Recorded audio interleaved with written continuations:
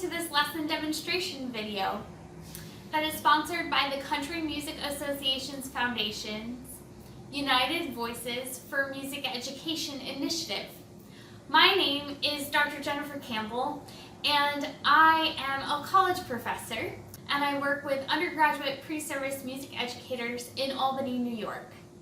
Today, I'm really honored to be talking to you as the Elementary General Music Instructional Lead for the United Voices initiative. Now, we've been working hard this summer to bring music educators a library of resources that embrace the ever-changing learning environments that we find ourselves in during the public health situation. A lot of us have been paying attention to the aerosol study, and we know that especially singing, but also wind instruments of any kind, really could contribute to spreading the virus.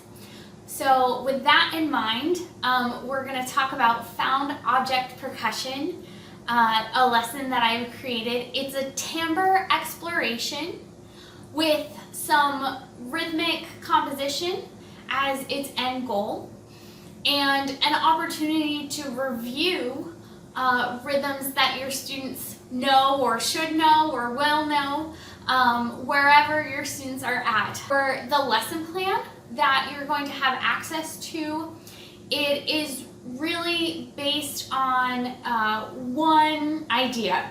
And I did that because we can talk about adaptations and ways we can tweak and pull and change and need be. But just to make things cohesive for my writing, I wanted to have a specific lens. So in my imaginary classroom, these are 4th grade musicians.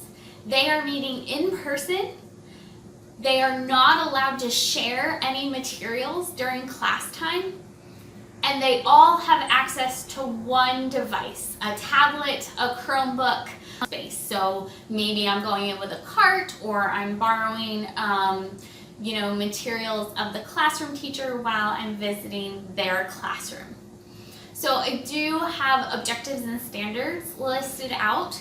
I picked 4th grade because the 2014 music learning standards that were updated for us by the National Association for Music Education have the word timbre in 4th grade italicized in the creating and composing section of the standards, meaning that it's a new term, it's a new goal. It has not been a part of the standards in grade 3. Certainly we all talk about same and different sounds, and we talk about different types of instruments.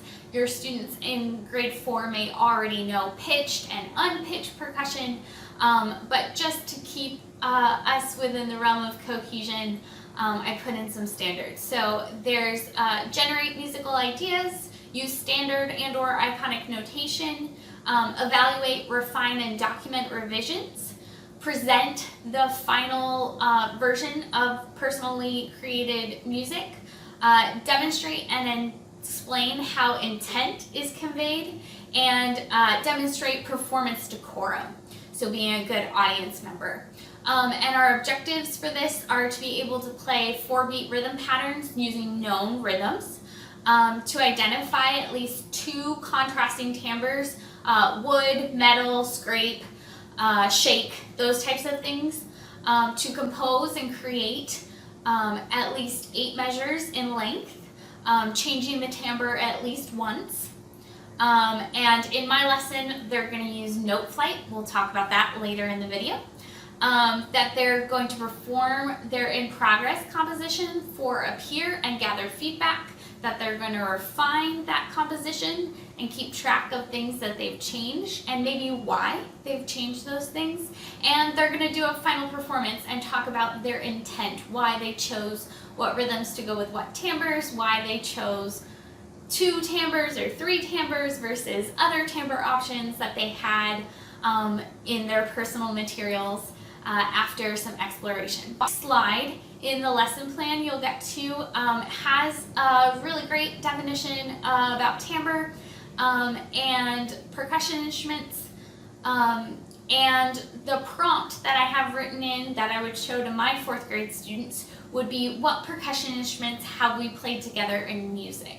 And this would just be an opportunity to review and to start from what the students already know. And maybe that's where we're getting into unpitched versus pitched percussion instruments. So given timbre as a definition and percussion instruments as a definition, what do our students already know that they can use to move forward? So in talking about found object percussion specifically, the next slide gives us a prompt to spend 5 minutes exploring items around our desk or in our backpack. So for the next part of this lesson demonstration, we're going to talk about the actual exploration of materials as found percussion objects. Certainly this could be done in a lot of different ways, but in keeping it simple and thinking about that composition is really a focus and a goal of this lesson as well. Just letting students explore for 5 minutes with the goal of finding 2 items from their possessions at their desk and in their backpack. And so in the spirit of YouTube, I thought it would be really fun to do a what's in my backpack demo. This is my actual backpack, and the thing that I was most surprised by when I was going through my own backpack to see what I could use as percussion instruments is how substantive my zippers are. Like, that's a really cool timbre. So, you know, we're given the opportunity to explore, and that's always a great thing in music class. Water bottles, absolutely. We're going to find lots of things that we can strike as a drum, and we're going to find lots of things of plastic and of paper and of wood.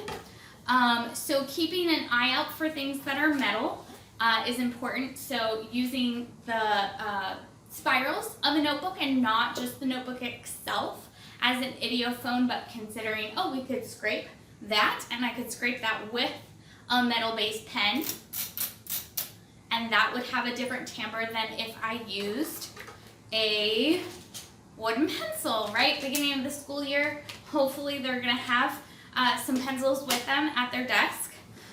They will definitely have pencil cases. Mine is a mesh bag. Students might have other containers that maybe make a shaken instrument pretty easily on their own, but as we investigate the smaller objects, we find lots of little things that are in plastic that could be used as drums or as things that we scrape or shake, depending on what they're filled with at that moment, right? Pencil savings, probably not so much, but binder clips and paper clips have a really nice timbre to them as well. And then moving on, you know, things like glasses case and hand sanitizer, things we know that many of our students will have in their backpack pretty readily. And to not forget about paper, right? The crinkle factor might be really appealing to some of our students to play around with or to, you know, put together kind of a half-created, half-found percussion instrument. And if our students are struggling within their objects to get 2 different timbres, let them have that moment. You know, we're all doing tough and hard things right now.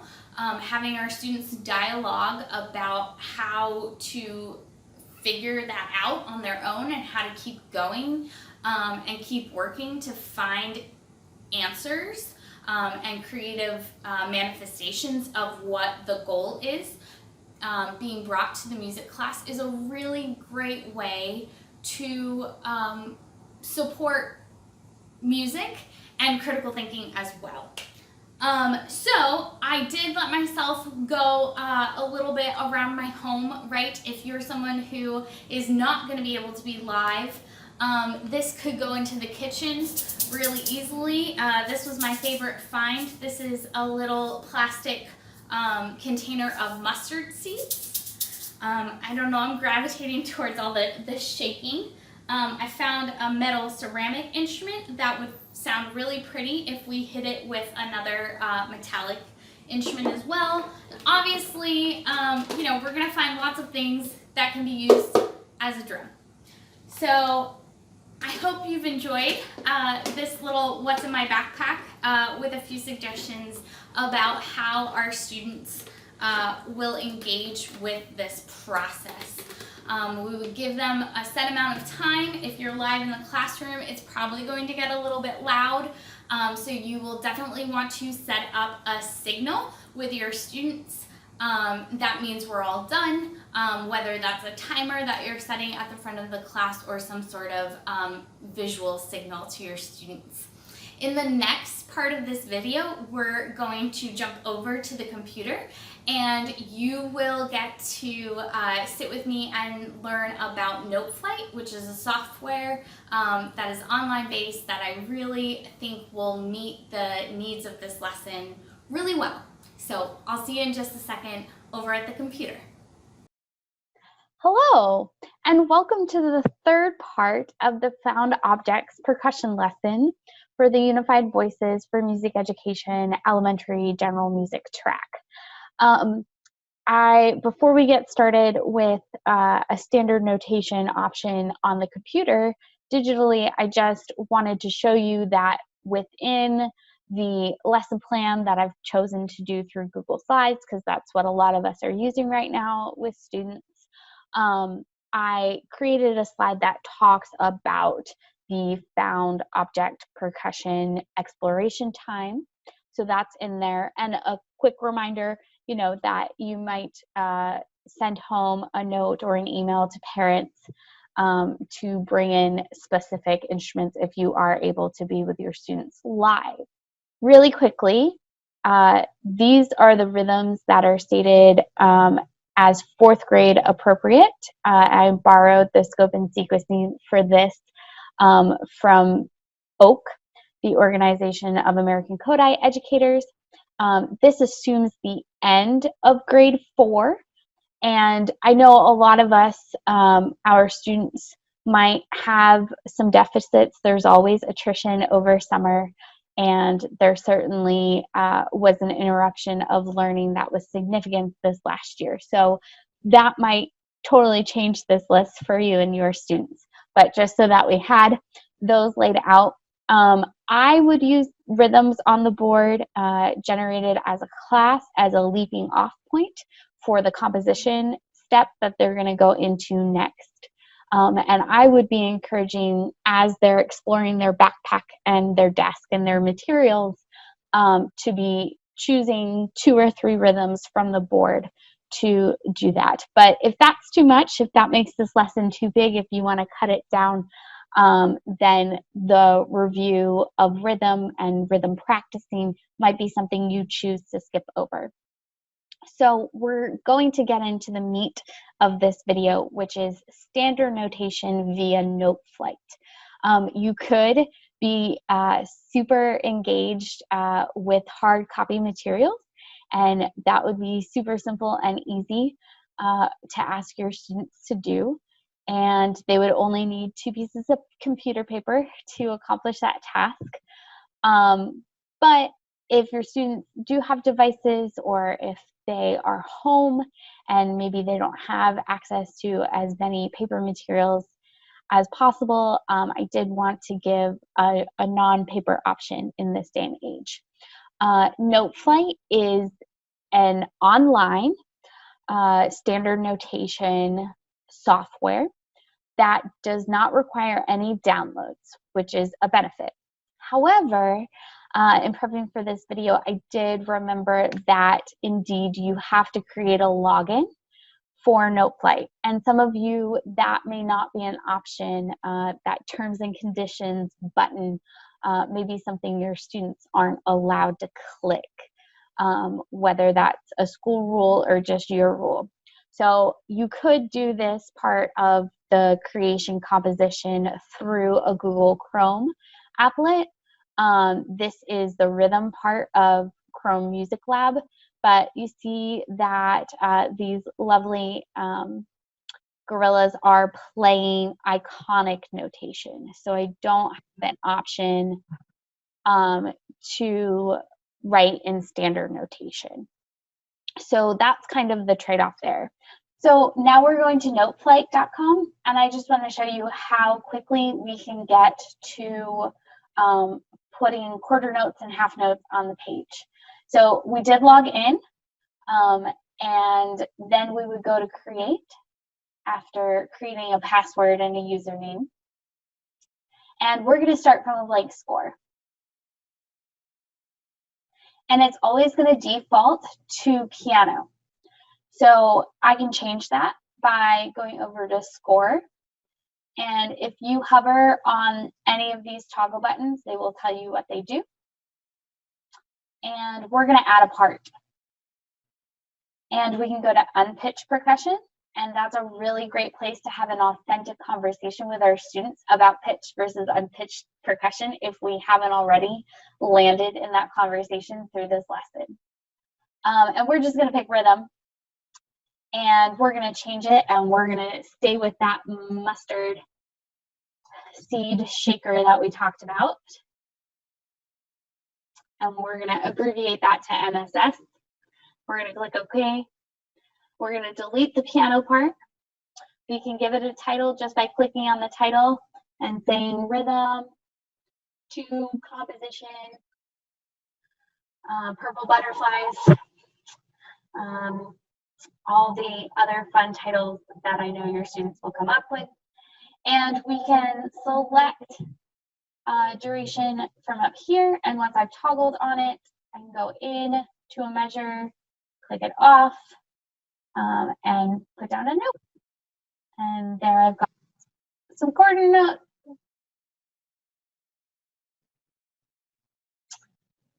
And it will let you do some basic high and low pitches, even when it's on the straight rhythm score.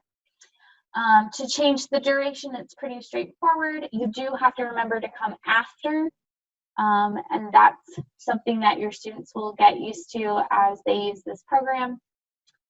And then we can just go click, click. And I can have up to 2 rests. So I'm going to leave rest 1. And that's pretty straightforward. It will play, it can record. There are many more things you can do, but hopefully you can see that this is a pretty easy platform to get your students started with some rhythmic composition that can happen in the online atmosphere. As for saving or sending, there is a way that you can be a community member with other usernames within Noteflight. They can also take a screenshot and send you a version through a JPEG. They also have the option to download a PDF file. So that's kind of very bare bones, but an introduction into Noteflight if you haven't used that before. Hi. So we've made it back from the computer and we've looked at Noteflight, and I hope that was helpful. Just a really quick introduction. I will say one thing I forgot to mention is the reason why I picked Noteflight is although it takes a login to use it, Noteflight on a laptop or a Chromebook looks almost the exact same on a smart device. Regardless of what smart device students are logging into. So that can be really helpful when you're trying to help students without coming into their bubble, so to speak, to give directions when it looks the same regardless of what device you're going to Noteflight on. So kind of the last parts of this lesson that I put together is a suggested rubric for assessment. I chose to share a checklist method that can be really valuable. This one is obviously teacher created, educator created, but certainly a collaborative opportunity for your students to set guidelines and expectations within the experience for themselves and for each other is very valuable and is part of connecting in our standards. So that can certainly be used and it has nitty-gritty things like how many measures they should have and rules about making sure that beats fit into measures. But it also has the expectation that they will explain the timbres of the found percussion instruments that they put into their composition, and maybe a little bit about why. Why did they choose that instrument to be played in that rhythm or at that point in their composition? And so last but certainly not least, I just need to thank a whole bunch of people. I am so grateful for the opportunity to be the instructional lead for general music education with the Country Music Association's Foundation's initiative of United Voices for Music Education. It's been a wonderful networking opportunity. I've enjoyed hosting those work sessions. I am deeply indebted to the facilitators who helped out on those work sessions. We all enjoyed the time being together to think about how and why and next steps together as a team. And I think we all felt a little more banded together by attending those sessions.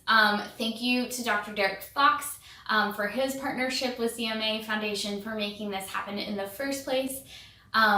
Thank you to all of the other instructional leads. I've appreciated their collaborative nature and how great they are to work together. Thank you for watching this video. Let me know if you have questions or comments or concerns. We all have a lot on our plate.